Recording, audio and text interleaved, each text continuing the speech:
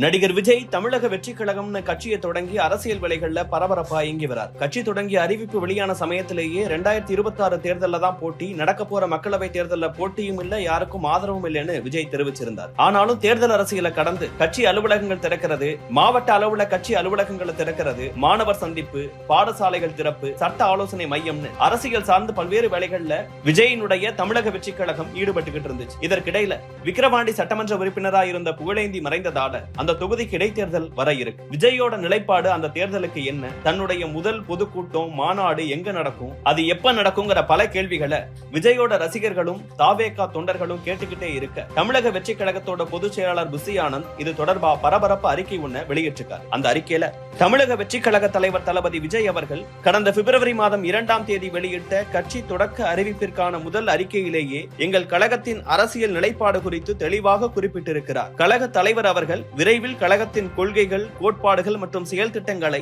தமிழக வெற்றி கழகத்தின் முதல் மாநில மாநாட்டில் வெளியிட்டு அதன் தொடர்ச்சியாக கழக உள்கட்டமைப்பு சார்ந்த பணிகள், தமிழ்நாடு முழுவதும் மக்கள் சந்திப்பு பயணங்கள் என்று வரும் 2026ஆம் ஆண்டு நடைபெற உள்ள சட்டமன்ற பொது தேர்தலுக்கான ஆயத்த பணிகளை மேற்கொண்டு தேர்தலில் போட்டியிட்டு வெற்றி பெற்று மக்கள் பணியாற்றுவதுதான் நமது பிரதான இலக்கு என்று ஏற்கனவே தெரிவித்திருக்கிறார் அப்படின்னு தமிழக வெற்றி கழகத்தோட பொதுச் செயலாளர் புசி ஆனந்த் தெரிவித்திருக்காரு.